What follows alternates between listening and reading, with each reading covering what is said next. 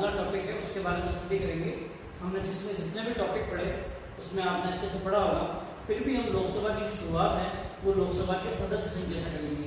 लेकिन सदस्य संख्या से शुरुआत करने पहले मैं आपको लोकसभा के बारे में, जो वर्ल्ड में जो पार्लियामेंट्री सिस्टम है उसमें लोकसभा के इक्विवेलेंट कौन कौन से सदन है उसके बारे में हल्का डिस्कशन करेंगे। थोड़ा डिस्कशन लोकसभा, जैसे भारत में लोकसभा है, भारत में लोकसभा का जो गठन है यह अनुच्छेद हमने पहले ही पढ़ लिया होगा, लेकिन इस आर्टिकल को आपको ध्यान रखना है। भारत में लोकसभा गठन आर्टिकल 81 के तहत हुआ, यानी भारतीय संविधान अनुच्छेद 81 के तहत लोकसभा का जो गठन है, जो संरचना है वो हुई है। जैसे भारत में लोकसभा है, अमेरिका में उसको हम बोलते हैं हाउस ऑफ रिप्रेजेंटेटिव। क्या बोलते हैं? हाउस ऑफ रिप्रेजेंटेटिव अमेरिका में। हालांकि ध्यान रखना, अमेरिका में संसद को पार्लियामेंट नहीं कहते हैं, वहाँ संसद को बोलते हैं कांग्रेस। अमेरिका में पार्लियामेंट का नाम है कांग्रेस। हालांकि ब्रिटेन में पार्लियामेंट को पार्लियामेंट ही बोलते हैं, लेकिन संसदात्मक शासन प्रणाली जो है विश्व में 3 जगह ज्यादा प्रचलित है। भारत में तो है ही, हम स्टडी करेंगे तो एक अमेरिका और ब्रिटेन में। तो ब्रिटेन में जो लोकसभा है, ब्रिटेन की लोकसभा में जो लोकसभा की इक्विवेलेंट जो सदन है उसको बोलते हैं house of Commons. House of Commons. Rajya Sabha के इक्विवेलेंट उसको बोलते हैं हाउस ऑफ लॉर्ड, जिसको हम भारतीय उसको लॉर्ड सभा भी कहते हैं। अब हम लोकसभा स्टडी करेंगे आगे, तो हम लोकसभा में सबसे पहले हम देखेंगे सदस्य संख्या। सदस्य संख्या हम लोग पहले भी पढ़ चुके हैं, फिर भी हम लोग लोकसभा की सदस्य संख्या के बारे में देखेंगे कि वर्तमान में कितने लोकसभा सदस्य हैं और अधिकतम लोकसभा सदस्य कितने हो सकते हैं। वर्तमान में भारत में लोकसभा सदस्य हैं 545। 545 सदस्यों को हम क्लासिफाइड करेंगे तो 530 सदस्य भारत के विभिन्न राज्यों से, 20 सदस्य केंद्र शासित प्रदेशों से, केंद्र शासित प्रदेशों से, यानी यूनियन टेरिटरीज। भारत में 7 केंद्र शासित प्रदेश थे, वर्तमान में 8 है। वर्तमान में कितने केंद्र शासित प्रदेश है? 8 है। जम्मू और कश्मीर को भी 2 भागों में बांटकर केंद्र शासित प्रदेश बना दिया गया है। जम्मू कश्मीर अब भारत का राज्य नहीं है, अब केंद्र शासित प्रदेश है, ये आपको ध्यान रखना है। इसलिए राज्य 29 थे, राज्य हो गए 28 राज्य हैं, और केंद्र शासित प्रदेश वैसे 7 थे, 9 होने चाहिए, लेकिन एक केंद्र शासित प्रदेश का दूसरा विलय कर दिया गया। इसलिए वर्तमान में केंद्र शासित प्रदेश 8 है और राज्य 28 है। तो 530 राज्यों से, 20 केंद्र शासित प्रदेशों से और 2 आपको पहले बता चुका हूं मैं, एंग्लो इंडियन, आंग्ल भारतीय, एंग्लो इंडियन। और इन एंग्लो इंडियन का जो मनोनयन है, जो नॉमिनेशन है, वो भारत का राष्ट्रपति करता है संविधान के अनुच्छेद 331 के तहत। ये आप स्पेशल ध्यान रखना। सबसे ज्यादा भर्ती परीक्षाओं में ये सवाल हो जाता है कि एंग्लो इंडियन का जो नॉमिनेशन है वो भारत का राष्ट्रपति कौन से आर्टिकल के तहत करता है? आर्टिकल 331। लोकसभा गठन 81 और इनका गठन 331। अगर हम लोग अधिकतम देखें कि अगर अधिकतम थोड़ा सा फेरबदल है, यहाँ पर हम लोग लिखेंगे 13, क्योंकि वर्तमान में जो सीटें कुल कितनी है 545, अधिकतम कुल कितनी है, अधिकतर है 552, यानी 530 राज्यों से, 20 केंद्र शासित प्रदेशों से और 2 मनोनयन। अगर इन तीनों को टोटल करेंगे तो 552, और इधर हम तीनों की टोटल करेंगे तो कितना आ जाएगा 545, यानी 530 राज्यों से मनोनीत हो गया है, 13 केंद्र शासित प्रदेशों से और 2 एंग्लो इंडियन। एंग्लो इंडियन कौन सा अनुच्छेद के तहत है? 331।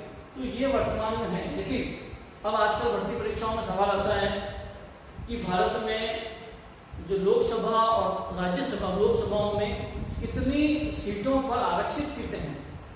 यह आपको पता होना चाहिए कि भारतीय संविधान में लोकसभा में अनुसूचित जाति और अनुसूचित जनजाति के लिए आरक्षण का प्रावधान भी किया गया, और यह आरक्षण का जो प्रावधान है ये है वर्तमान में SC यानी शेड्यूल्ड कास्ट। जितनी भी भारत की शेड्यूल्ड कास्ट है, अनुसूचित जातियां हैं, उनके लिए लोकसभा में भारत के विभिन्न राज्यों में अलग अलग सीटें निर्धारित है, और 84 सीटें जो हैं वो शेड्यूल्ड कास्ट के लिए निर्धारित की गई है। और उसके बाद में ST शेड्यूल्ड ट्राइब, जिसको बोलते हैं अनुसूचित जनजाति, उसके लिए 47 सीटें जो है वो आरक्षित की गई है। यानी इन सीटों पर अनुसूचित जाति वर्ग के कैंडिडेट ही खड़े होंगे, और इन सीटों पर अनुसूचित जनजाति वर्ग के कैंडिडेट ही चुनाव लड़ सकते हैं, दूसरा कोई चुनाव नहीं लड़ सकता है। फिर हमने बात कर रखी है कि जो सदस्य बनने के लिए योग्यताओं का पूर्व हमने कर रखा है, 25 वर्ष आयु पूर्ण होना लोकसभा में चुनाव लड़ने के लिए आवश्यक है। इसका जो योग्यता है वो अनुच्छेद 84 में दी गई है, वो हमने अच्छी तरह से पढ़ रखी है, उसको आप रिविजन कीजिएगा।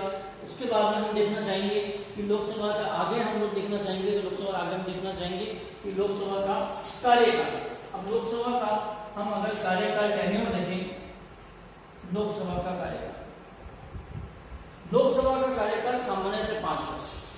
हमने पिछली क्लास में बात करी कि भारत में लोकसभा गठन सामान्यतः 5 वर्ष के लिए होता है, लेकिन अगर देश में आपातकाल हो जाए 352 के तहत, 352 को बोलते हैं राष्ट्रीय आपातकाल, उसे राष्ट्रपति शासन नहीं बोलते।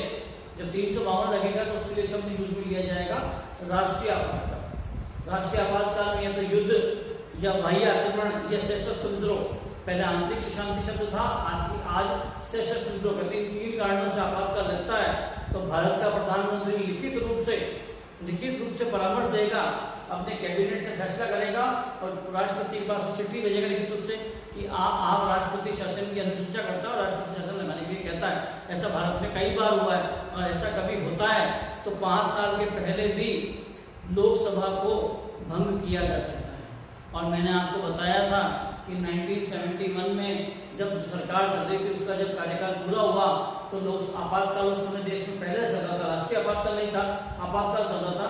तो लोकसभा का कार्यकाल विशेष परिस्थितियों जैसे आज कोरोना महामारी को संपूर्ण विश्व ने अपने चपेट में ले रखा है, तो ऐसा समय चल रहा और लोकसभा का समय पूरा हो रहा तो लोकसभा का समय एक बार में 1 वर्ष के लिए बढ़ाया जा सकता है।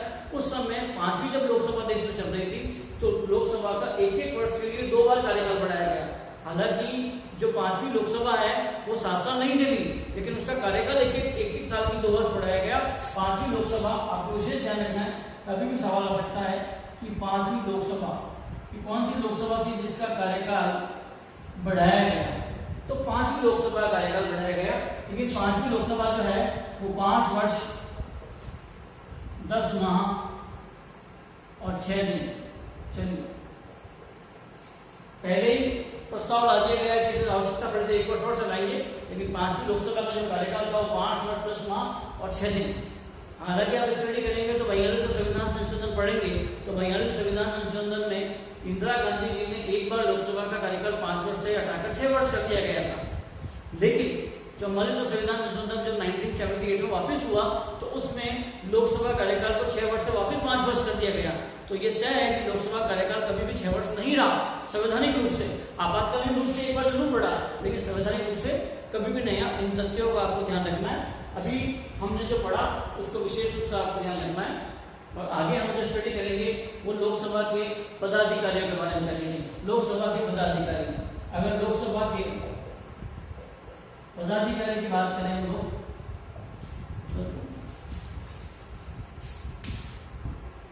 लोकसभा के पदाधिकारी, लेकिन पदाधिकारी पढ़ने समझे आप सबको पता होगा लोकसभा के पदाधिकारी के बारे में कि लोकसभा में एक प्रोटेम स्पीकर लोकसभा का जो नेता होगा, सदन का नेता, जैसे प्रधानमंत्री को सदन का नेता कहा जाता है, विपक्ष का नेता।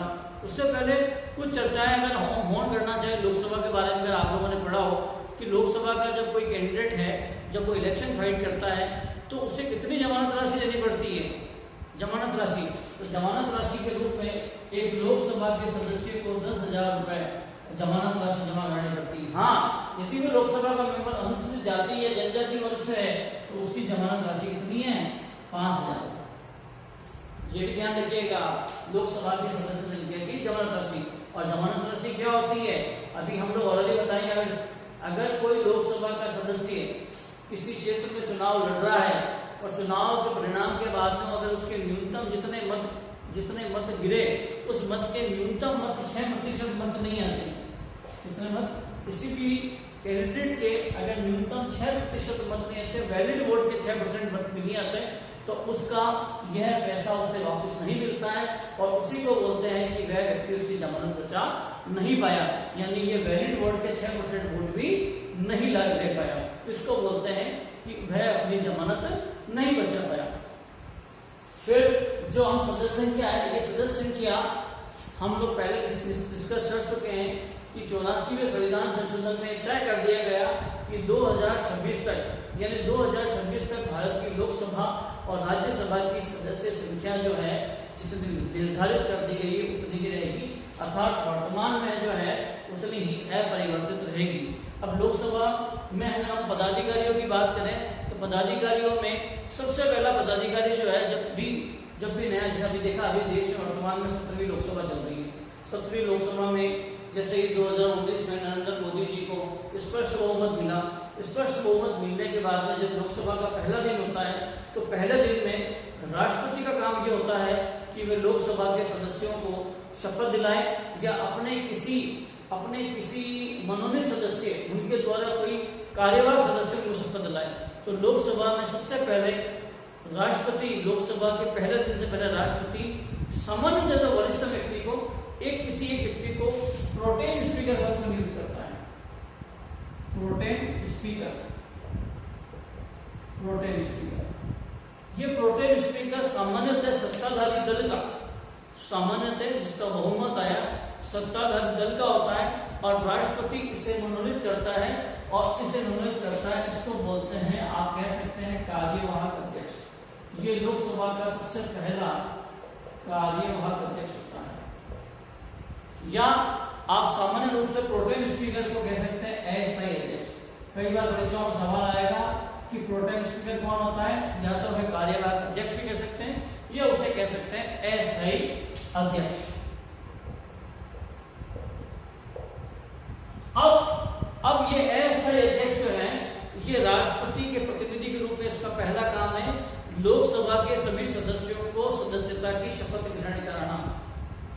और ये अनुच्छेद जो आर्टिकल 99 है, वो आर्टिकल 99 के तहत ये सभी सदस्यों को लोकसभा के सदस्य के रूप में अपनी पद और गरिमा के रूप में संवैधानिक प्रावधान के अनुसार काम करने के लिए शपथ दिलाता है। पहला काम इसका ये है।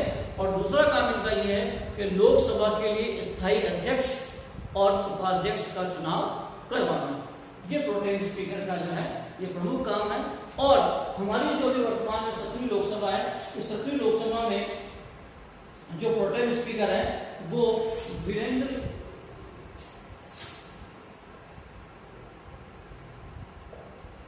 कुमार स्वर्ण, ये 17वीं लोकसभा के प्रोटेम स्पीकर।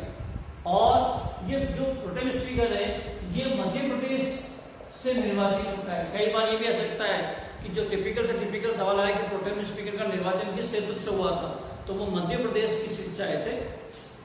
स्वर्ण वर्तमान में 17वीं लोकसभा के प्रोटेम स्पीकर थे। ये कौन से स्टेट से थे? मध्य प्रदेश। ये आपको स्पेशली ध्यान रखना है। उसके बाद में जो नए अध्यक्ष का चुनाव किया वो आपको सभी को पता है, राजस्थान के ओम बिरला वर्तमान में राजस्थान के भारत की लोकसभा के अध्यक्ष और कोटा से निर्वाचित होकर लोकसभा के अध्यक्ष बने।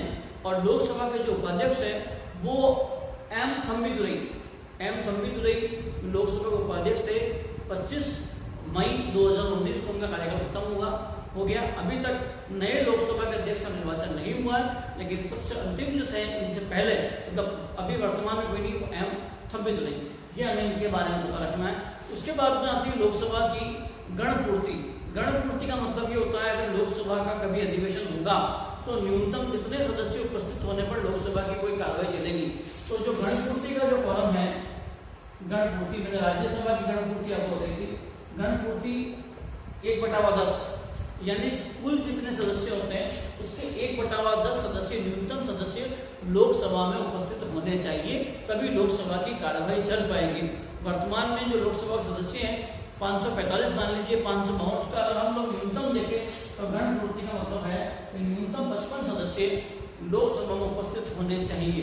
राज्यसभा में वो 25 है और लोकसभा में है 55। तो ये गणपूर्ति है। ये क्वारम भी कह सकते हैं, कई बार पूछ सकते हैं कि क्वारम कितने का है, इसके लिए एक शब्द क्वारम भी यूज भी लिया जा सकता है। नेक्स्ट अगर हम बात करना चाहें आगे तो उसके लिए बात करना चाहेंगे हम लोग अधिवेशन की, कि लोकसभा के अधिवेशन कब होते हैं, या इसको सामान्य भाषा में बोला जा सकता है सत्र। लोकसभा में अधिवेशन या सत्र, सामान्यतः लोकसभा में 3 सत्र होते हैं। पहला सत्र होता है बजट सत्र, जो फरवरी और मार्च में शुरू होता है। और बजट से आप सब जाहिर है, लेकिन हालांकि बता दूं मैं, जो बजट शब्द है उसका विवरण भारतीय संविधान में कहीं नहीं है, यानी भारत के संविधान में बजट शब्द का प्रयोग नहीं किया गया है। बजट शब्द के स्थान पर संविधान का अनुच्छेद 112 के तहत वित्तीय वार्षिक विवरण शब्द का उल्लेख है। बजट के लिए मैं अलग से वीडियो बनाऊंगा, वो बहुत लंबा टॉपिक है, लेकिन अभी वर्तमान में बात करेंगे अधिवेशन सत्र की बात कर रहे हैं। 3 प्रकार के 3 सत्र होते हैं, 3 अधिवेशन होते हैं। पहला सत्र होता है बजट सत्र, जिसकी शुरुआत फरवरी माह में होती है और फरवरी मार्च में चलता है, और इसके ये भी कहा जाता है कि ये सबसे लंबा सत्र होता है। लोकसभा का जो सबसे लंबा समय तक चलने वाला सत्र है वो बजट सत्र होता है। और देखिए, पहले तो फरवरी माह के अंतिम कार्य दिवस के दिन बजट जो है वित्त मंत्री, भारत का वित्त मंत्री जो होता था वो बजट अनाउंस करता था, लेकिन अब परंपरा चेंज हो गई है। अब 1 फरवरी के दिन भारत में बजट अनाउंसमेंट होता है, यानी फरवरी माह के प्रथम कार्य दिवस, फरवरी माह के प्रथम कार्य दिवस। उसके बाद में आता है मानसून सत्र। मानसून सत्र है जो जुलाई से लेकर सितंबर तक चलता है, लेकिन ये छोटा होता है, ज्यादा लंबे दिनों तक, जुलाई सितंबर तक कभी भी मानसून सत्र किया जाएगा।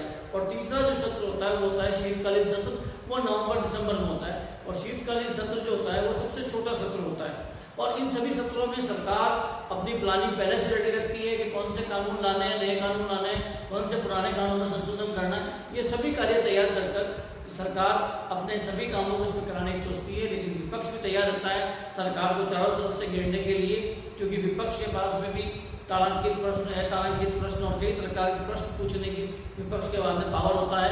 वो कई मंत्रियों से लिखित सवाल जवाब भी कर सकता है। उसके बारे में बात करेंगे, किस प्रकार सदन की कार्रवाई चलती है, प्रश्नकाल क्या होता है, शून्यकाल क्या होता है, ये सभी चीजें समझना जरूरी है, क्योंकि आजकल के कंपटीशन परीक्षाओं में सामान्य सवाल नहीं आता है, असामान्य सवाल आते हैं, जिससे हमें जिसकी हमें परफेक्ट नॉलेज होगी तभी हम आंसर दे पाएंगे।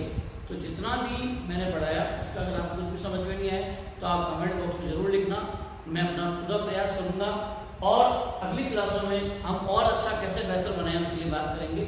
लोकसभा अभी खत्म नहीं हुई है, लोकसभा कम से कम आगे 3 या 4 वीडियो में होगी, तो अगले वीडियो में हम लोकसभा के बारे में फिर बात करेंगे। Thank you.